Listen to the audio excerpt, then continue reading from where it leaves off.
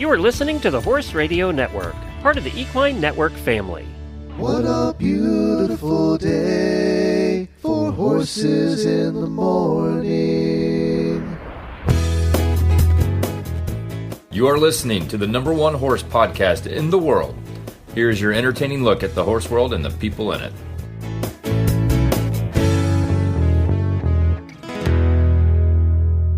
I'm Glenn the Geek, coming to you from Ocala, Florida. And I'm Jamie Jennings in Norman, Oklahoma. You're listening to Horses in the Morning on the Horse Radio Network for Friday, April 18th, episode 3673, brought to you today by Kentucky Performance Products. Good morning, Horse World. Oh, and happy Easter weekend. Yeah, it's Easter weekend. We always forget to mention that, but it is Easter weekend, so we hope you have an eggy weekend. It's Friday, and another weekend of riding is a few short hours away. Jamie and Glenn are here to help you make it through the day, with some fun guests and some really bad ads. Enjoy the show. Oh, we're going to have rain. I'm so stressed. You should be used to rain by now. You've had rain like every day for the last 3 months. It's going to be fun. Yeah. Going to be fun. Well, let's hope you don't have bad storms. Just rain. You can handle that. Yeah, we're going to go for that. That's what I'll go for. The breeds of the alphabet, we're going to continue today with the Galiceño horse, one that I've never heard of, so I'm glad that she found one that we haven't heard of. We have some really bad ads. We have a couple other things planned for you as well in the main show today. There will be no audit or post show because Jamie, you have some things to get to today. So. Yeah. We gotta batten down the hatches. They're saying potentially 8 to 10 inches this weekend. What? So, yeah. Oh, okay. Yeah. That's just not a little rain. That's a lot of rain. No, and there's like potential for severe things. It's going to be really fun. I'm super excited. It's one of those weekends where I'm like, wow, I'm so glad I live in Oklahoma. This is going to be so fun. Is Anna ready to get back to normal weather in Germany at this point? Nah, I don't think she wants to leave, so we're good there. Well, let's just hope that all the rain gets out of the way, it comes across and hits Kentucky and is done by the next weekend when you're in Kentucky for the show. So I know. Oh my God, I'm so excited. Let's just hope it's perfect weather. There's no tornadoes like we've had in the past or snow like we've had in the past. It's just going to be perfect, good weather. No rain. It's going to be fine. It's going to be fine. Hey, I got to mention, I met a couple of people at Equine Affair who were thinking about the cruise and talking to their horse husbands about it, the Alaskan cruise that we're doing next year in May of 2026. I did need to let you know there's still a few cabins left, but not many. We don't have a block booked, so we're working off the general cabins that are available to everybody. So I had her check yesterday, our travel agent, and there are a few left. So if you were thinking about it, like you mentioned to me over the weekend, go to horseradionetwork.com/cruise, and the contact information for Vicky, our travel agent, is in there, and all the details as well. Give her a call to get the current rates. But if you're thinking about doing it, book the room now. Even you can cancel right up until 60 days before the cruise and get your money back. So if you're thinking about it and you think you might go, then book the room. You can always cancel it later. There's a $500 deposit required to book the room. So So how many people have booked the cruise so far? We would have, when Jennifer and I talked about doing this final cruise, we talked about if we had a table full, 8 to 10 people, we'd have been thrilled. And we knew there were certain people that go on every cruise, so that we knew they were going to book, and they're always fun to cruise with. So we're like, okay, that'd be great. There's 45 booked. Oh my gosh, 45? 45. And this is a more expensive cruise. It's Alaska. You have to fly up there, and it's Alaska cruise. They're more expensive. But yeah, people apparently want to go see Alaska. So it's amazing. We're thrilled. That'll be so fun. Hey, also anybody who is going to Kentucky, the Kentucky 3-day, don't forget, we're going to have a meetup dinner at the Ramsey's Masterson Station at 6 p.m. on Friday night for anybody who does want to join us. And if you haven't already, send me a message. So I've got the patio booked and just need to know how many chairs. It's going to be awesome. And are you going to go to breakfast at Keeneland on Friday, or? Yeah. Oh, I have to take Anna to Keeneland. Are you kidding me? I mean, it's the mecca of like the most beautiful track in the world. So I have to take her to see Keeneland. And what's really fun is they have the track kitchen. So we'll go to the track kitchen, then we'll go to the races, and I've got some surprises up my sleeve. So we're also going to go visit Big Brown. I have to go see Big Brown. All right, good. Well, it'll be so much fun. I'm excited for you. I know this is your pilgrimage every year. It is. And do you know what's really cool too about going to see Big Brown is I have a friend he runs Hidden Brook Farm, which is they have foals and they raise babies and they buy and sell. He actually used to own Big Brown. Oh. And he was one of the owners of Big Brown during his Triple Crown bid. So he's going to come with us to go see his old horse. And I'm so excited. I mean, he's not a spring chicken. So I'm so excited to take him to go out there. And he's like, can I come with you to see Big Brown? I was like, sure. Well, speaking of which, while we're on the subject of racing, our mutual horse races tomorrow.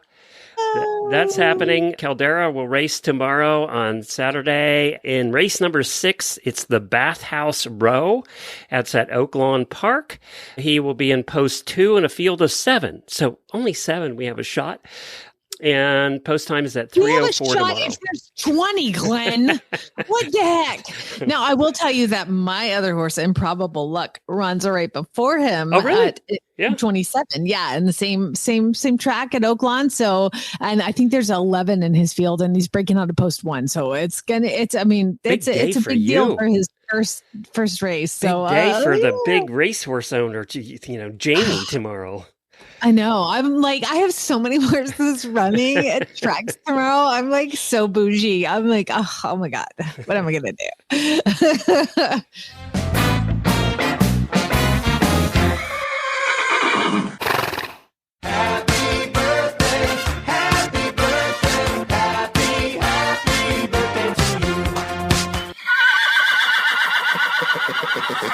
Well, I have a couple of auditor birthdays today. I have several, actually. Patricia, Jane, Haley, Melissa, and Rebecca. Happy birthday to all of you this weekend. We hope you have a terrific weekend. We have some new auditors, too, I'm happy to announce. Solange Ellis, by the way, we interviewed her over the weekend with Frankie Lovato. And Frankie says hi. I didn't get to talk to you about it. But Frankie came out. He actually left the house. He came out, and we did a post show with he and Solange over the weekend. She uses his equicizers for training riders. And so cool to see her sign up as an auditor. And it was so good to see Frankie. He said he misses you and he's going to come on the show soon and catch up with us. Frankie. But he's looking good. He said he's still making equicizers like crazy. He said, he's my age. And he said, they're getting heavier now. So they are 150 pounds when he's done, and he works there by himself. So wow. And then we also had another new auditor, Marjorie Gaza. Thank you, welcome. We're glad you're here. And then happy birthday. Yeah, whatever. I was about to say happy birthday. It might be your birthday, I don't know. But we're glad you're here, Marjorie. If Solange and Marjorie, you need to search for HRN auditors on Facebook, and we'll let you into the private auditor room. Also, upping their pledge big time was our friend Marie, who's also signed up for the cruise next year. Marie, thank you so much. We really appreciate your support. And she's been supporting us, I think, since auditors started. So we're glad you're here, Marie.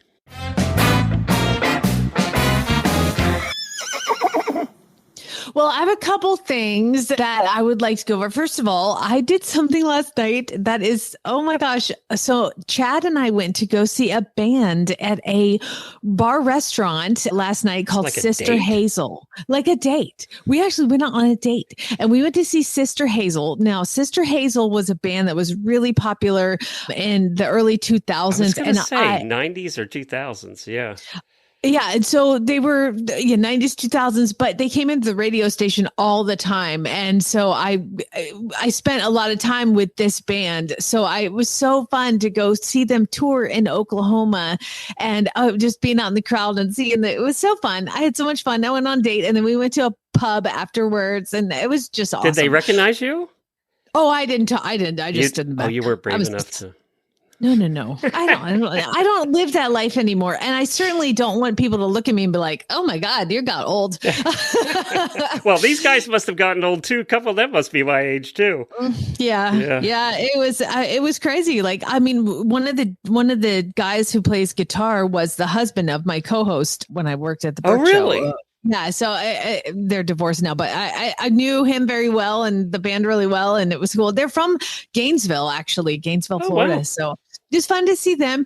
And then I have to tell you, Glenn, I know we don't usually talk TV shows during the show and as a post-show thing, but okay, have you seen 1923. I started it actually while I was at the hotel over the weekend, and I got through the first episode. That's all I've gotten is through the first episode. Okay, so I can't handle that much emotion. Okay, like it was too much for me to. I'm too invested. Okay, I'm too invested in these people, and I care too much. And so it got to the point where we were watching it at night, and I'm like, I have the blankets, like I'm doing it right now, but the blankets like over my face. I'm just like trying. I'm listening, but I can't. It's just so stressful. So I finally told Chad, I was like, listen, I can't do it anymore. I'm too invested in Alex and Spencer, and I need to know what happens, but I can't watch it. You know what? You finish the whole series. Tell me what happens. Tell me what happens. So I felt like that with Game of Thrones in some seasons.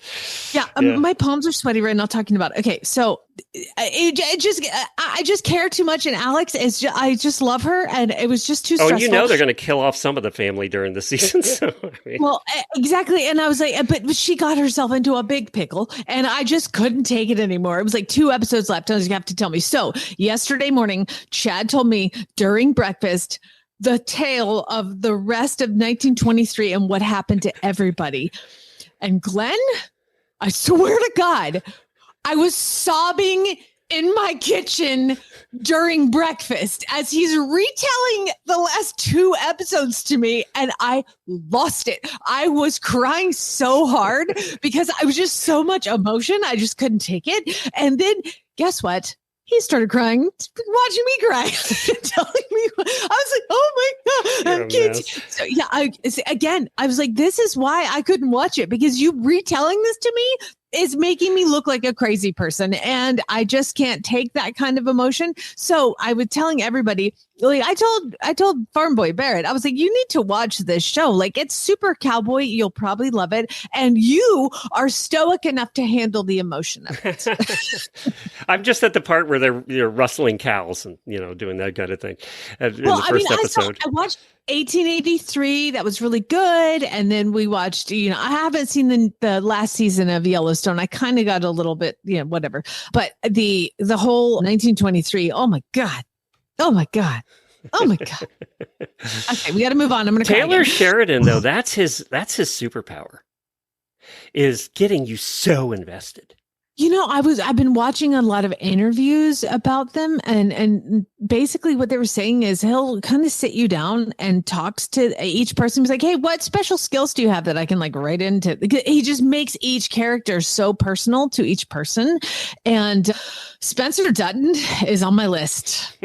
He and Chris Hemsworth are on my list. Like, wow. But it was really good. And I realized too, watching an interview with him, if you've seen Yellowstone, you know who the bougie kind of horse trainer that they bring in, and he's cutting horse guy, and he's riding all these horses. That's actually Taylor Sheridan. I did not know that. He is actually riding in Yellowstone. Yeah. And he's kind of a faller. It was awesome. So I guess the new series, because he's doing a new series on the 4-6s ranch, which he bought in Texas. So there's a new series. It's just 4-6s, I think is what it's going to be called. So that's going to be coming out end of this year, beginning of next. Oh man, it's anything that he does is just amazing. But I don't have big girl panties on enough to be able to handle it. I can't emotionally handle it, but I'll let you watch it and tell me what happens, whatever it is. Well, I'll tell you who isn't feeling amazing right now is the stories are starting to come out from Galway Downs. Oh no. So apparently the venue's owner, Ken Smith, was absolutely as shocked as everyone else when the news came out that they weren't getting the Olympics, because he, up until the last minute, thought they were.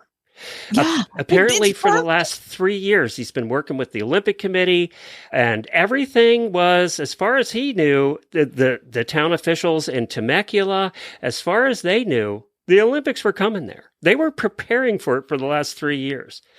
Wow, So I can't he imagine said the money. he was shocked. So this is what he said. Eventually, about a week ago, so this is a week before the announcement. That's all the notice. We got a call from the COO of the LA 28 organizing committee and the two of the folks that we were working with for those 3.5 years. On the phone call, they said, hey, they've made a decision. They're going to pull the Olympics from Galway and go another direction. He asked, obviously, why? Why are you pulling the Olympics? And they said for a host of reasons. He said, well, name one of the hosts. And they couldn't give one and apparently hung up pretty quickly. Money. Somebody else paid them Do and you know more. who owns, do you know who owns the track, Santa Anita? Yes. And you'd be right.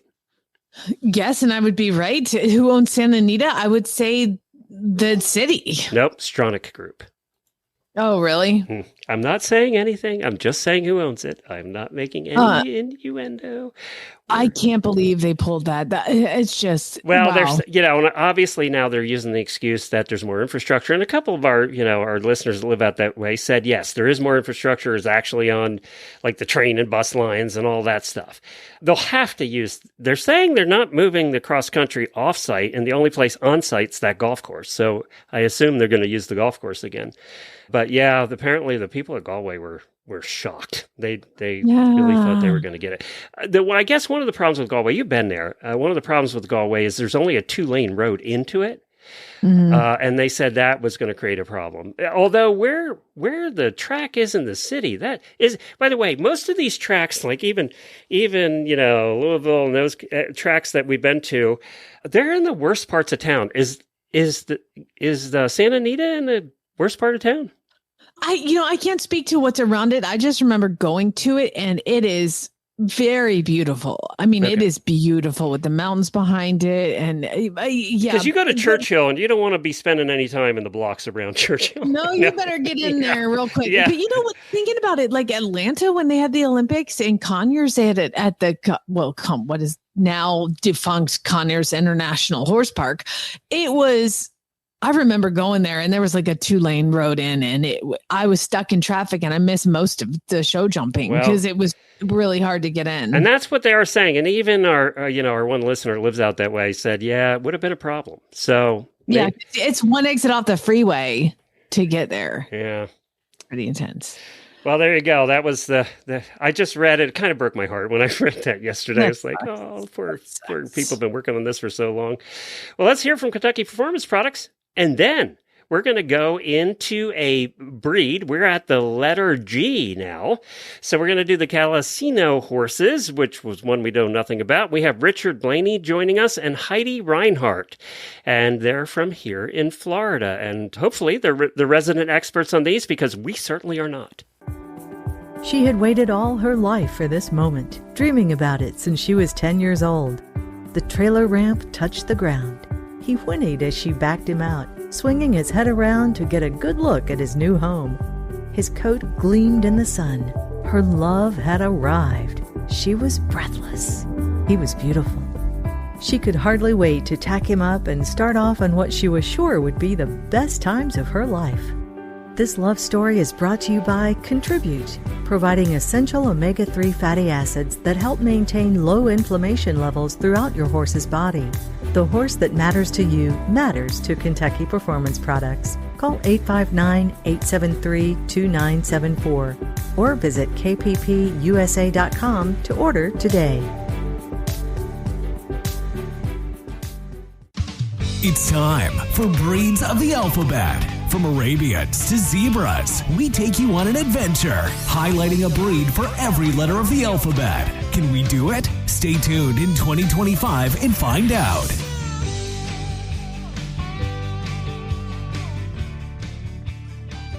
Well, Rick and Heidi, thanks for joining us today on our Breeds of the Alphabet series. We appreciate you being here. Thank you. Well, Rick, I want to start with you. First of all, how do you say, we've been saying Galiceño. Are we close? That's close. It's actually Galiceño. Galiceño. With okay. Spanish pronunciation. Got it. Okay. Tell us about the history. This is one, we've been doing this show for 15 years, almost 4,000 episodes, and I thought we had seen it all, but apparently not because I didn't know about your breed. So, Right. It is a very, very rare breed, one of the rarest breeds in the world. It is the Galiceños are the direct descendants of the Guaranos of northern Portugal. And these are the first horses that were brought to the New World by Columbus and Cortez, about 1500. They were brought to Cuba. And then Cortez brought them to Mexico in 1519. And following years, they were used in the conquest of the Mexican countryside, the Aztecs and the Mayans.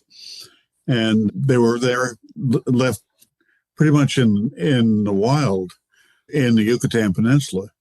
So that's really their origin. From there, they in the 1950s, they were brought into Texas and then spread throughout the rest of the United States. They were brought in by the thousands back then. They're pretty much gone from the Yucatan now. And most of the horses that were brought into the United States were not put into breeding situations.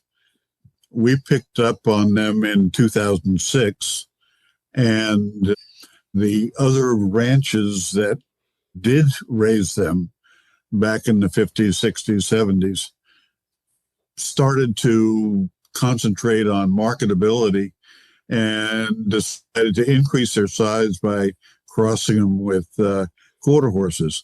Our stock, and we have 50 horses on our ranch, 50 Galiceños, that is, and they are all pure, very, very close genetically to the Guaranos. So that gives you a brief history. So you really have... We continue to select very carefully in the breeding. A lot of people thought we'd have a bottleneck situation, but we avoided that by careful selection and increase the what's called heterozygosity of the genome. And you guys are in Texas, Rick? No, we are in northern Florida. Okay. Yep. Swanee County, Live Oak. Oh, gotcha. Yeah, I'm in Ocala, so I know exactly where you are. So you really have the direct descendants of the Spanish colonial horse as we would know it, right? That's correct. Oh, and how big are they? Are they ponies? Are they bigger? They're pony size, but horse proportion. 12 to 13.2 hands. So people look at them from a distance and they see, regular horse. But as they walk up to them, they get smaller and smaller. But despite their size, they can carry a full-size adult, and their endurance is such that they can carry an adult all day long. Heidi is the expert rider on that, can tell you more about that. Yeah, Heidi, I did read that I read about their endurance factor. So tell us a little bit more about what they're used for and what they're really good at. Well, I can tell you what I've used them for. They will pull a cart, of course, and they look adorable doing it. But I've ridden them hunter jumper. So you've jumped them. How high can those little guys jump? They can actually jump 4 feet easily. Wow. But with me on their back, I would only do the short jumps, 2 feet max. That's because I'm kind of a coward. But are they good with kids?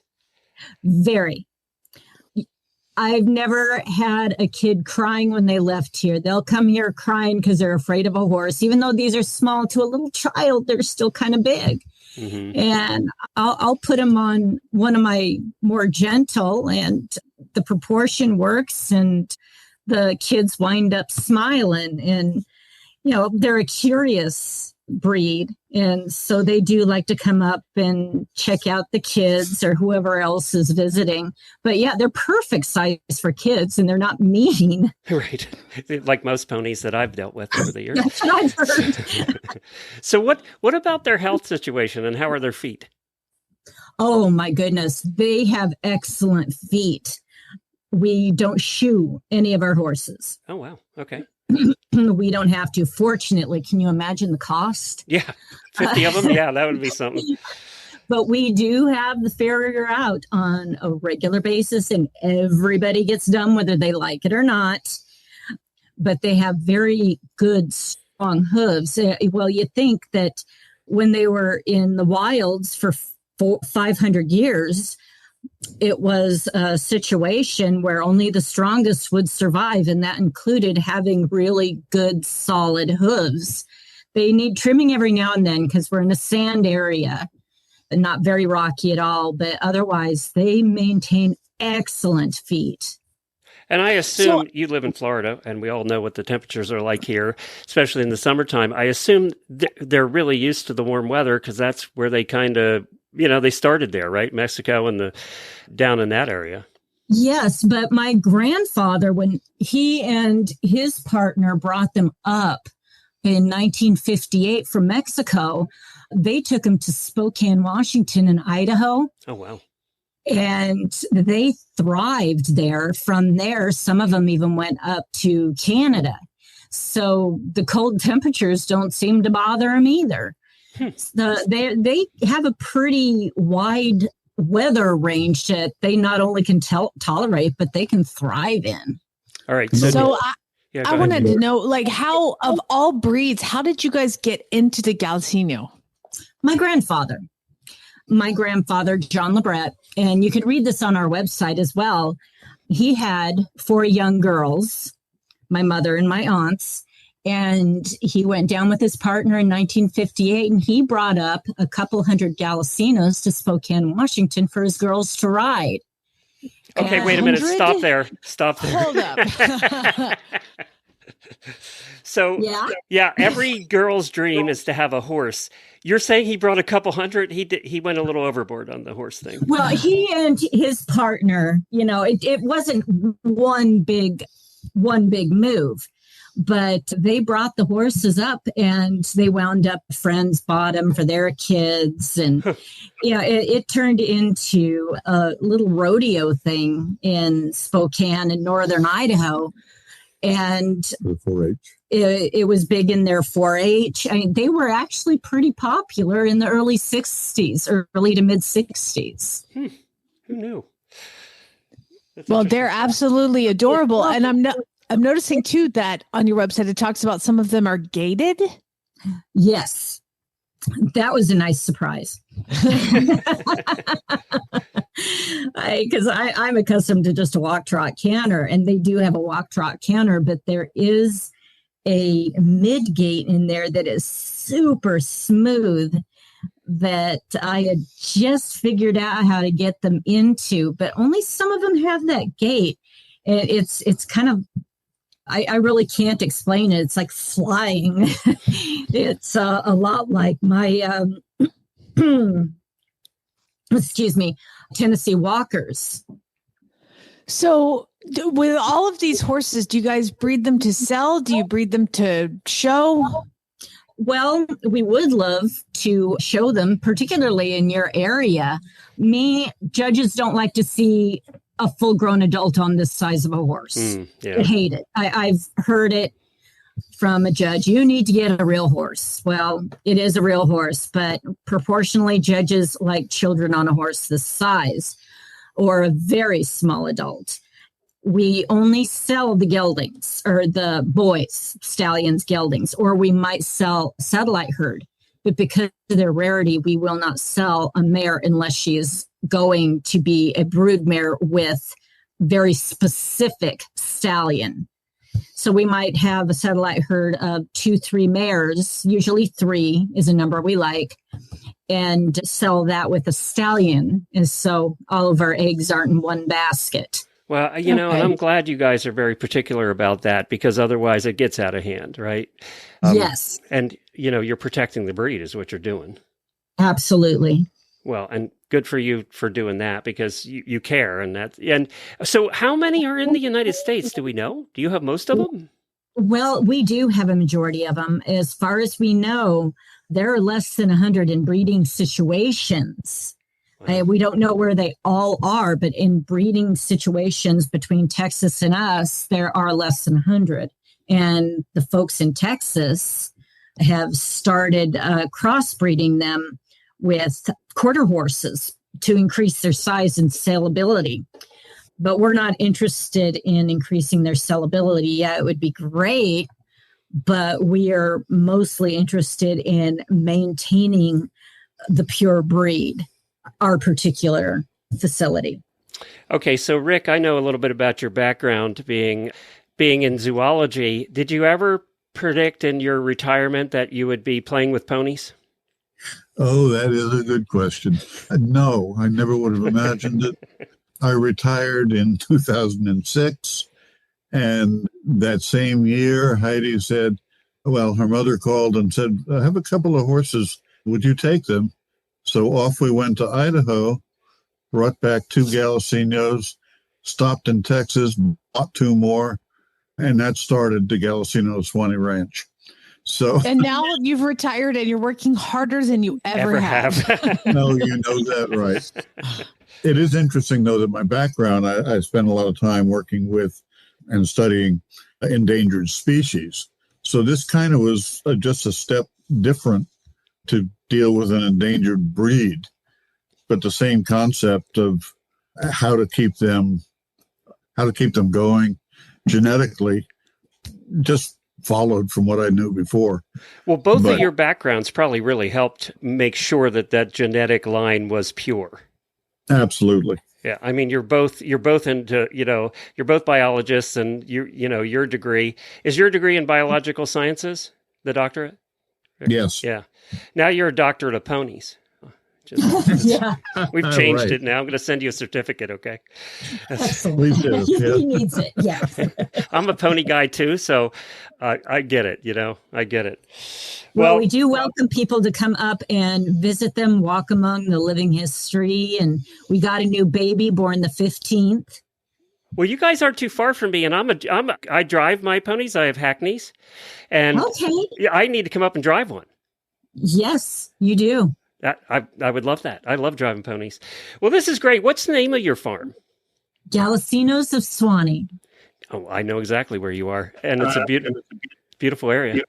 Yes, it's nice and peaceful, quiet. It's perfect for horses. Well, we thank you for joining us today to learn about a breed that we didn't know anything about. So thank you for joining us. We really appreciate it, and good luck with the ponies. Thank you very much for having us. Well, before we get to really bad ads, there's a couple of race things I wanted to talk about involving the Kentucky Derby. Believe it or not, that's a couple of weeks away. And it's always so close, the week after you do Kentucky, that we never get to talk about it until like a couple days before. So I wanted to mention a couple things. First of all, it was announced who is going to be doing the national anthem and who's going to be calling the riders up. That's always a big deal. Who gets to do that? So American national champion gymnast Olivia Dunn is going to be doing the riders up call at the Kentucky Oaks race. And then Gina Miles, who was the Voice Season 23 winner, will do the national anthem for the Kentucky Oaks. Grammy-nominated singer-songwriter Grace Potter will be performing national anthem before the Kentucky Derby. And Simone Biles will be doing the Riders Up this year, which I think's kind of cool. I mean, she's the most decorated gymnast in history. So I think that's kind of cool. And it's the 151st Run for the Roses. Now, some stories, there's always cool stories involving the horses that run in the Derby, and there's some cool stories coming out, and one of them is about a horse with an unusual name. His name is Coal Battle, like coal that you burn in your fire, Battle. And he was trained by Lonnie Briley and entered in the Kentucky Derby off a third-place finish at the Arkansas Derby. So he was bred in Kentucky, bought for $70,000 at the 2023 Texas Thoroughbred Association yearling sale. Did you know there was one of those? I had no idea. I would imagine that's a pretty steep price at a Texas Thoroughbred yearling sale. What makes this horse and story unique is the owner is Norman Stables, first time at the Derby. Trainer, Lonnie Briley, first time at the Derby. Jockey, Juan Vargas, first time at the Derby. So all of the people involved here, it's their first time at the Derby. Does this kind of remind you of another horse that won the Derby years ago? Yeah, a little bit. And guess what? Go ahead. The trainer is 72 years old out of Louisiana for more than 30 years. I watched a video on him and he's like, yeah, and he's got that perfect Cajun kind of accent. And he's just talking about how he never thought he would be at the Derby. I don't even think he's been in graded stakes before. This horse was his first graded stakes race, let alone winning one. So wow. He won the Rebel. He won his two worst finishes, ironically, have come in Kentucky races.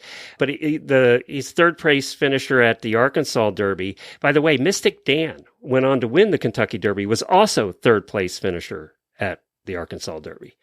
So yeah, it's just a cool story. It's one of those that, we could see this one come out and win the race, and then it'll be all everybody talks about. And, I'm sure he'll go out at 50-1. So we'll see. We'll see. There might be another movie made about another Louisiana horse coming from nowhere. Coming from nowhere. Although, Sandman won the Arkansas Derby, and he is going to be tough to beat. If you think about it, the Arkansas Derby, you know who won the Arkansas Derby? A horse named Smarty Jones and a horse named American Pharoah. So it's kind of like the racing royalty race, and Sandman just won it and killed it. So that's another one to look at for sure. All right. We're going to be talking more about the Derby as we get closer. I guess next week, though, we better, Monday is your last day before you head off to Kentucky. We'll talk a little bit about who's running. I know some people have dropped out, so I'm going to try and get a report from Eventing Nation on Monday morning.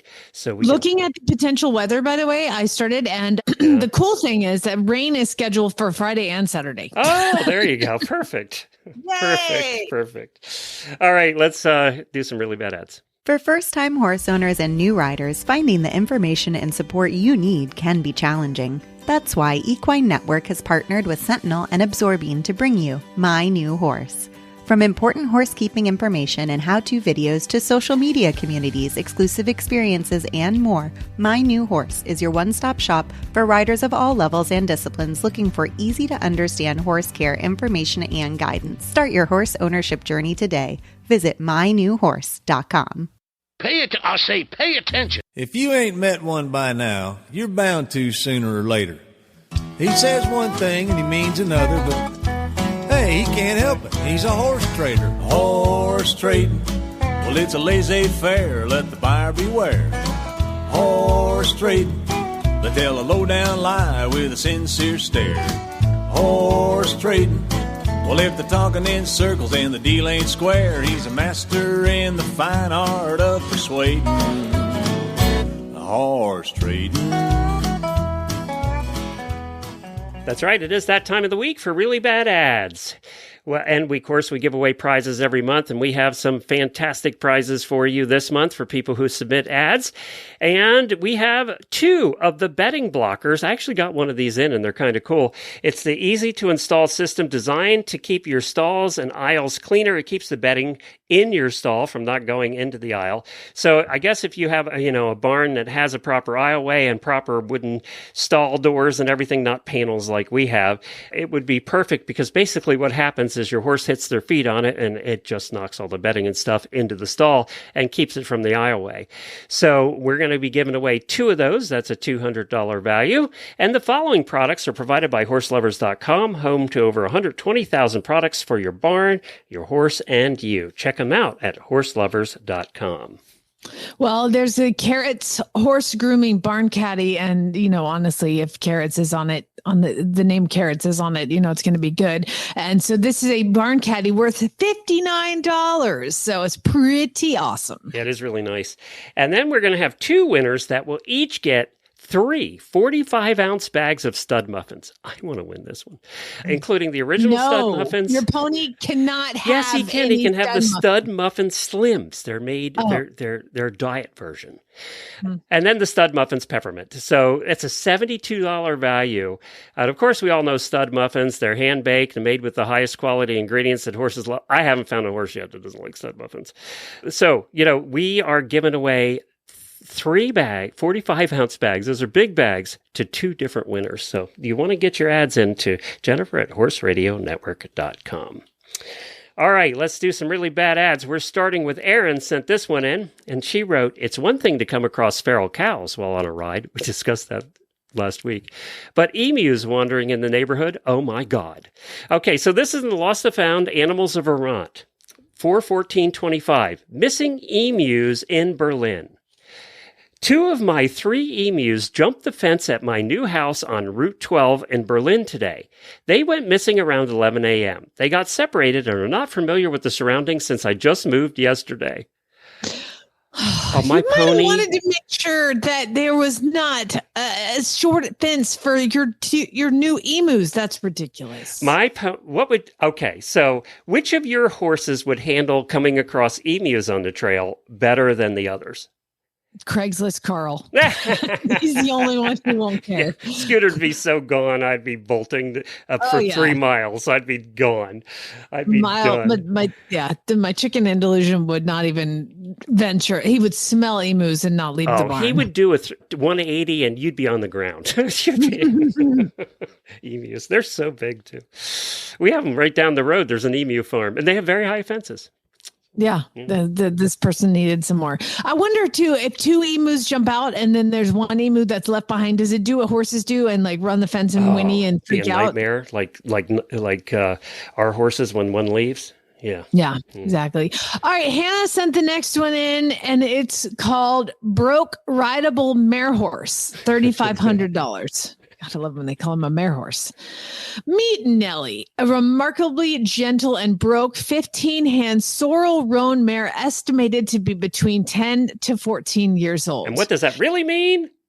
24 years old. Yeah, a lot older. Yeah.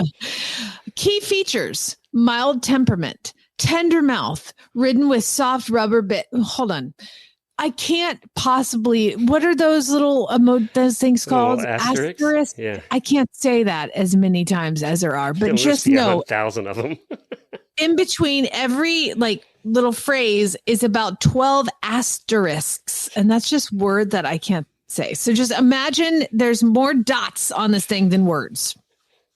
Mild temperament, tender mouth, ridden with soft rubber bit for comfort. And again, all those separated by a myriad of asterisks. No bucking, rearing, or kicking issues with us. Trick trained.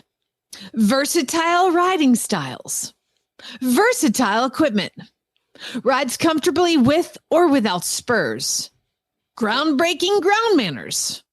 Allows picking up legs, feet, and other body parts without fuss.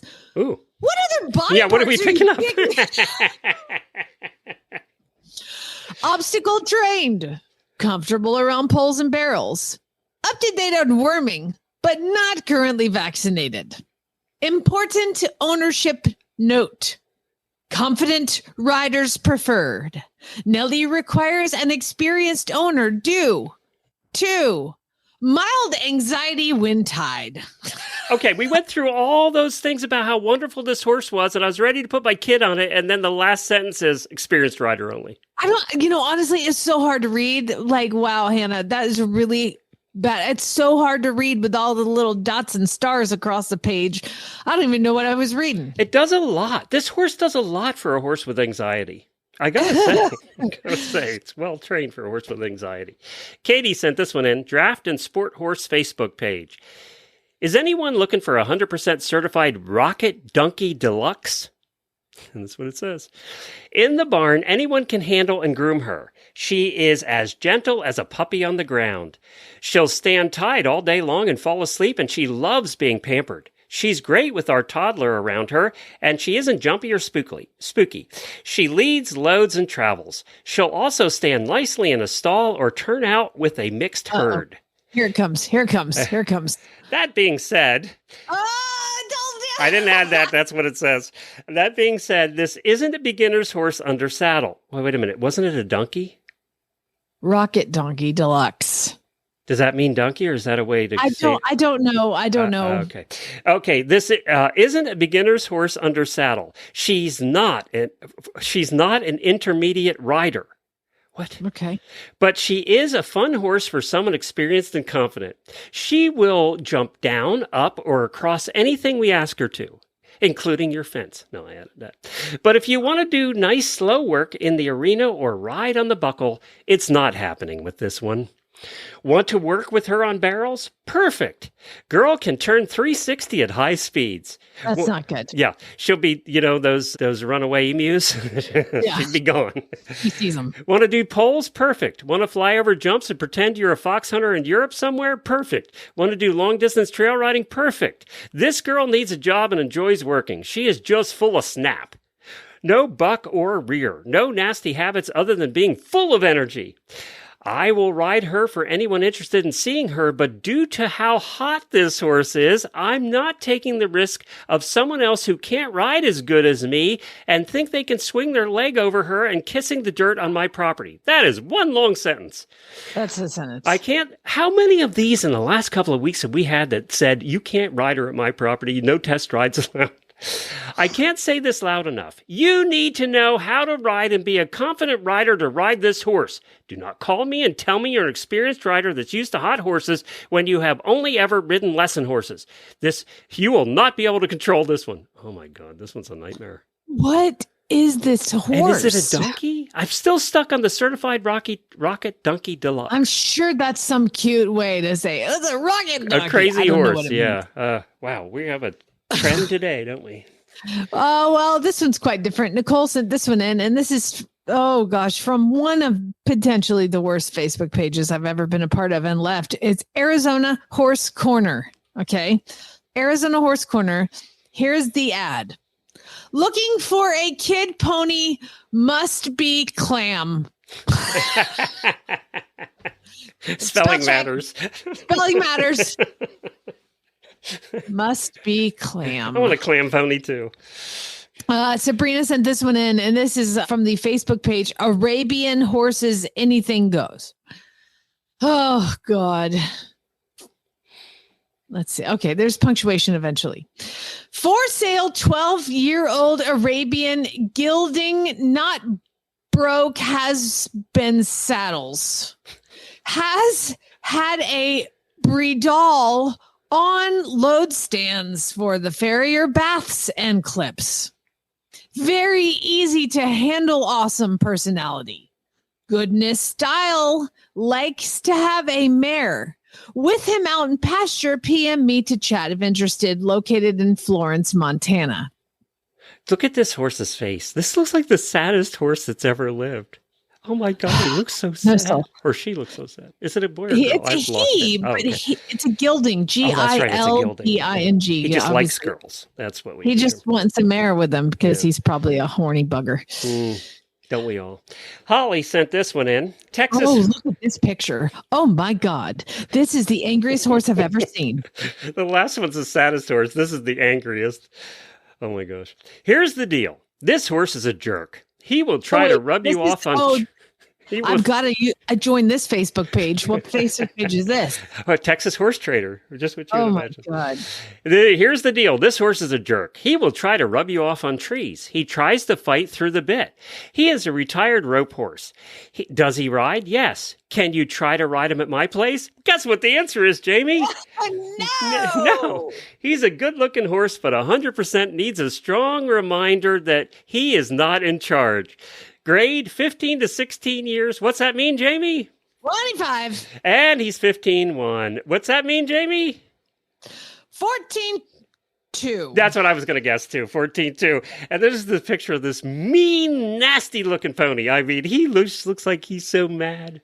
He wants to kill you. He's like, basically, it's him looking at the camera with ears flat back, with nostrils drawn back. like come near me and I'll bite your face off. Yeah. All right. Texas Horse Trader is a Facebook page with 36,000 members. Now, I would also like to make a note. Yes. Ginger, if you are listening to this, please stop sending me horses to go look at. Stop it. Stop. Ginger is an enabler. Oh my God. She's like, you can't get mad at me, but she sent me one that I'm going to go look at on Monday. It's really close, Glenn. It's like right up the street. And they said it's an Andalusian quarter horse cross, an Azteca. And somebody was like, looks like an Arab to me. And then somebody else. So he posted the video of the horse being born. I don't know why. And then I messaged him and he was like, yeah, we just bought it. It's too much horse for my daughter. I'm like, there's so many shenanigans involved in this whole thing. But I was like, it's kind of, I was explaining to Chad, I'm like, it's like a Taco Tuesday situation. This horse is like charroed ridden, like he's got a giant spade curb bit in his mouth and they're just yanking on his face. And it's just one of those situations where I should have no soul, but I can't help it because I need another Taco Tuesday to save and go to the most perfect home. So I'm going to go. I was going to go today, but storms are coming. So we're going to work it out next week. We'll see. No, I've got to continue. Okay. I forgot where I was. Doing Patty. Really bad ads. Yeah, Patty sent this one in. Horses in North Dakota, Minnesota, and South Dakota. Oh, good. We're at least out of Texas now. Yeah, right. Pepper Shetland pony gelding, 10 years old. Here's the good, the bad, and the ugly on him. He is broke to ride, supposedly. But because I'm old and fat, I never tried him because I didn't want to squash him. I love how honest they are. Former owner bought him for the grandkids, but they gave up on him after a couple of years. So he stood for a while. I bought him for driving pony. He will need more work on that. However, I have gotten him to be a lot better on that with hand driving. He accepts a cart well. I have even had him in a couple competitions. He did okay and didn't blow up. If you want to teach kids patience, turn him out in a big pasture and they will be tired and patient by the time he is caught. Love that. Has good feet and has never kicked at me. However, if you want to humble your big horses, turn him out with them and he will take them down a notch. He will run under the bellies of my percherons and kick them as he squirts through. They are convinced he is the devil. He is located in Williston, North Dakota, 25 Benjamins OBO. Does that mean 2,500 or 25,000? 2,500. What's Benjamin Franklin on? Is that like $100 bill? Isn't that 100? So, Len, look at oh my God, scroll down. There's the picture. Oh, it's a tiny little pony. It's a mini. Well, he does look like he hasn't been brushed in about 10 years. Yeah. It says Shetland, but I don't think he's a Shetland. He looks like a mini. Yeah. And, whatever. And they can't get near him, so he hasn't been brushed in a long time. Yeah, you can't catch that thing. His mane is down to his knees. J-Mo sent this one in. And what happens when somebody sends in an ad? Oh, if they read it themselves and record it, they get double the entries for prizes. If they do it in an accent that is not their own, they get triple the entries. Let's see what she did. Hey, this is J-Mo in New Hampshire, and I'm recording a bad ad from Facebook. This one is about a young prospect for advanced riders. Journey, 4-year-old QH mare. She's around 14 hands, but I haven't measured her recently. We bought her for an 8-year-old, and she turned out to be too much horse. So no, I would not say she's kid safe, unless you put a lot of work into her. Then she might be kid safe.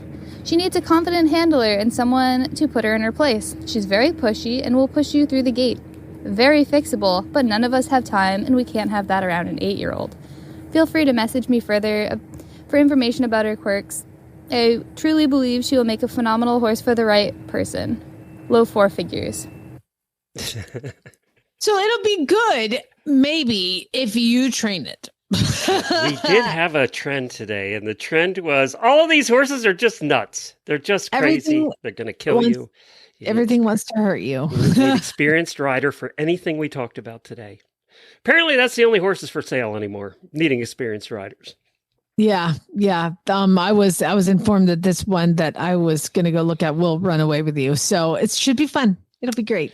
Well, I'm going to, by the way, if you want to send ads in, send them in to Jennifer@horseradionetwork.com. Now that there are so many Facebook pages and so many crappy ones, it's so easy to find ads again. It used to be Craigslist was the thing.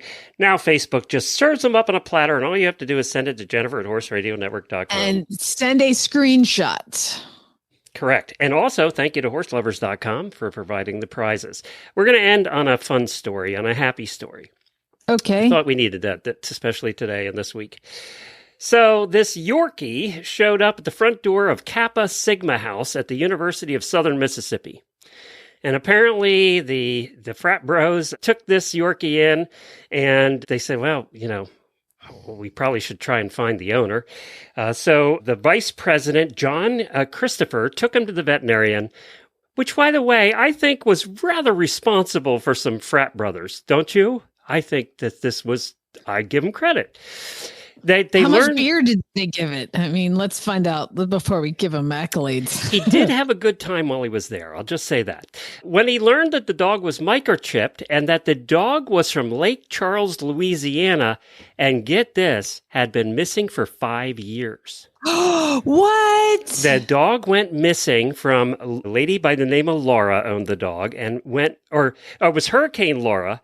Sorry. It was Hurricane Laura. Debbie LaFleur owned the dog. And during that hurricane, which was really bad, where she lived in Lake Charles, she lost the dog. The dog went missing. And it's been missing for 5 years until it shows up at this frat door. Oh, bless it. So they contacted the owner. They contacted Debbie LaFleur through PetLink and informed her that the dog was alive. Can you imagine getting that call after 5 years? She apparently was ecstatic, and it took her a couple days. I guess she couldn't drive 4 hours right away. So she waited till the weekend and then drove to pick up the dog at the frat house. There's a video, Jamie, of her arriving and the dog sprinting out to her. I mean, you could just tell. And the frat brother said, we haven't seen that dog move that fast since it was here. So apparently the dog just sprinted out to her. The dog's like 11 years old now. And it did have a good time. They apparently brought the dog to a kegger.